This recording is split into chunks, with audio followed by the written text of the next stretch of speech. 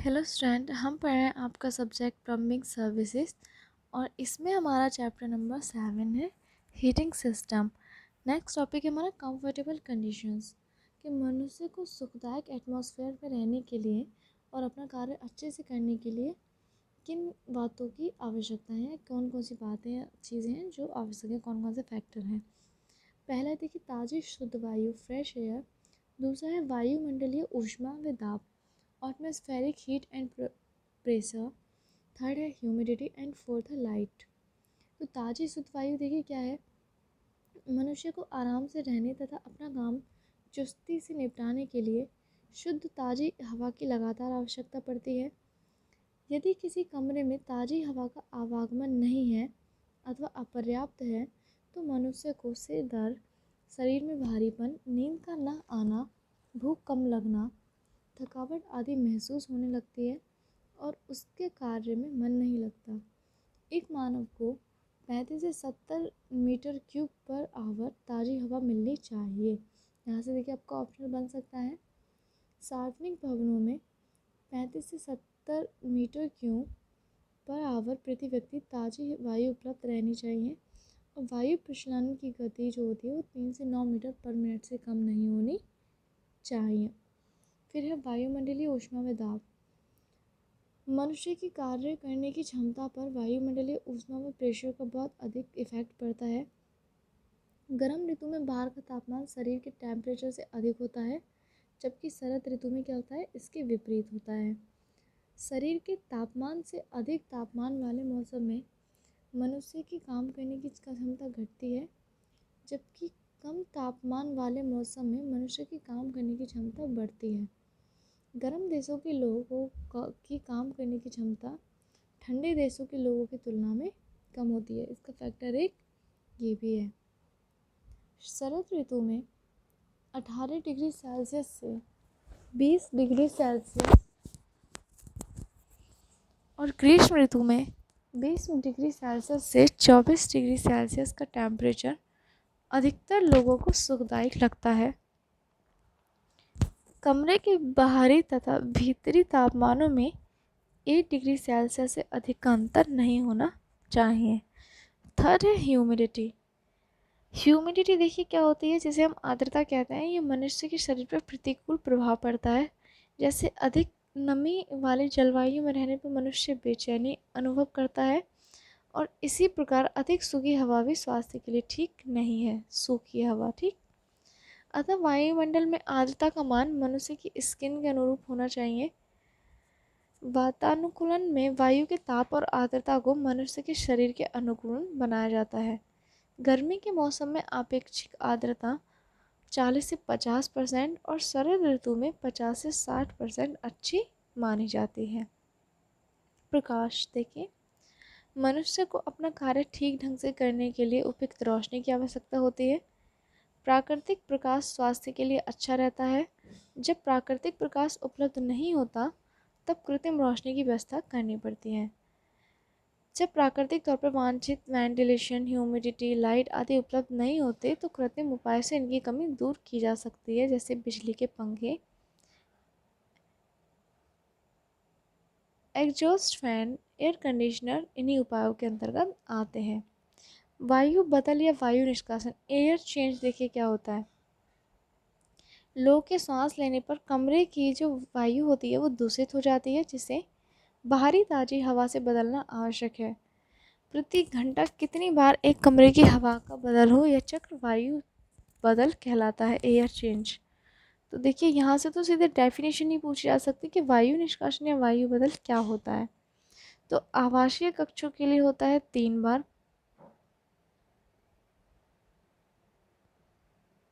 प्रति घंटा 3 बार। स्कूल कक्ष के लिए 6 बार, चिकित्सालय के लिए, कार्यालय के लिए 3 बार, रसोई कक्ष के लिए 20 से 40 बार और सिनेमा हॉल इत्यादि के लिए 10 से 15 बार। फिर है सिस्टम ऑफ वेंटिलेशंस। तो देखिए सिस्टम ऑफ वेंटिलेशंस में 2 पद्धतियाँ होती हैं, natural ventilation system and artificial ventilation system. Natural ventilation system आवासीय घरों फ्लैट में अपनाते हैं जहां पर एयर चेंज और धूली पर नियंत्रण लाजमी नहीं है। कृत्रिम संवातन पद्धति ऐसे सार्वजनिक हॉल, कमरों या कक्षों में अपनाते हैं जहां एक समय में 50 से अधिक लोग एकत्रित होते हैं और उनकी गतिविधियों के लिए आवश्यक फर्श क्षेत्र उपलब्ध नहीं होता। भीड़ वाले स्थानों पर प्राय जो नेचुरल वेंटिलेशन सिस्टम है ये अप्रभावी हो जाता है।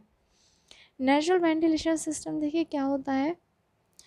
प्राकृतिक संवादन भवनों तथा कमरों का उपयुक्त दिक् विन्यास अपनाकर और पर्याप्त संख्या में दरवाजे, खिड़कियां रोशनदार रखकर प्राप्त कर सकते हैं।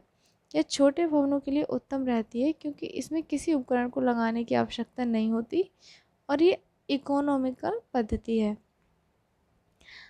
कृत्रिम यांत्रिक संवादन पद्धति आर्टिफिशियल और मैकेनिकल वेंटिलेशन सिस्टम। देखिए भवन में ताज़ी वायु का आवागमन तभी हो पाता है जब बाहर सही दिशा वाली हवा चल रही हो और भवन के बाहरी तथा भीतरी तापमानों में अंतर हो। फिर भी ये आवश्यक नहीं है कि बाहर से आने वाली हवा भवन के सभी कमरों में और कमरे के सभी कोनों तक पहुंची रहे। ऐसी स्थिति में जो नेचुरल वेंटिलेशन पर डिपेंड नहीं रहा जा सकता। जब बाहर पत्ता नहीं हिल रहा तो कमरे के भीतर बैठा व्यक्ति नेचुरल वेंटिलेशन पर कैसे डिपेंड कर सकता है। ऐसी स्थिति में कृत्रिम संवादन, जिसे यांत्रिक अथवा फैन वेंटिलेशन कहते हैं, का आसरा लेना पड़ता है। सार्वजनिक भवनों में जहाँ पर भीड़ अधिक रहती है और वायु का मुक्त प्रवाह नहीं होता, कृत्रिम संवादन वहाँ आवश्यक हो जाता है। जिस स्थान पर 50 से ज़्यादा लोग एक समय में इकट्ठे होते हैं, प्रत्येक के लिए 3 घन मीटर क्यूब से अधिक स्थान उपलब्ध नहीं होता हो, 3 मीटर क्यूब से कृत्रिम संवादन की व्यवस्था करना लाजमी है। यांत्रिक संवादन में वायु की गुणवत्ता, परिमाण, तापमान आदि पर नियंत्रण रखा जाता है। यांत्रिक संवादन बड़े कार्यालयों, सभा भवनों, बैंकों, सिनेमा घरों, औद्योगिक प्लांटों में बड़े पैमाने पर अपनाया जाता है। फिर है कृत्रिम संवादन की निम्न पद्धतियाँ कौन कौन सी हैं। निष्कासन या निर्वात पद्धति, वैक्यूम सिस्टम, बलात या प्लेनम पद्धति, combined exhaust and plenum system and air conditioning. तो देखिए निष्कासन पद्धति क्या है। इस पद्धति में कमरे की बाहरी दीवारों और छत में क्या करते हैं, उचित संगाम में ब्लोअर लगाते हैं जो कमरे की दूषित वायु को अपनी तरफ खींचकर बाहर फेंकते हैं और कमरे में आंशिक निर्वात उत्पन्न होता है, जिसका स्थान लेने के लिए ताज़ी हवा दरवाज़ों, खिड़कियों व झरोखे से अंदर आती है। क्यों? क्योंकि दूषित वायु गर्म और हल्की होती है, इसीलिए एग्जॉस्ट पंखे ऊंचाई पर या छतों के पास लगाए जाते हैं। बलात संवादन पद्धति, इसमें यांत्रिक पंखों द्वारा बाहरी वायु बलपूर्वक कमरे के अंदर फेंकी जाती है, परंतु दूषित हवा की निकासी के लिए कोई व्यवस्था नहीं होती।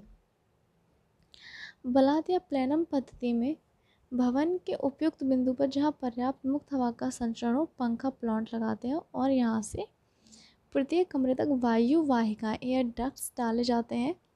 अब केंद्रीय पंखा बाहर से हवा अंदर खींचता है और यह हवा पहले फ़िल्टर की जाती है और वांछित तापमान तक गर्म या ठंडी की जाती है और ओजोन द्वारा रोगाणु नाशित की जाती है।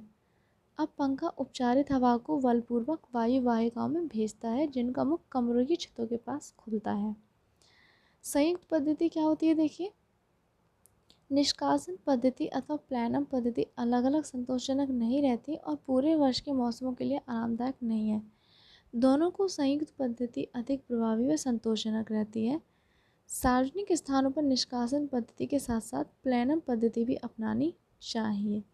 ये आपको पता होना चाहिए निष्कासन पद्धति कैसे वर्क करती है और प्लैनम सिस्टम कैसे वर्क करता है। आज के लिए इतना ही। नेक्स्ट क्लास में पढ़ेंगे हम एयर कंडीशनिंग। तब तक के लिए थैंक यू क्लास।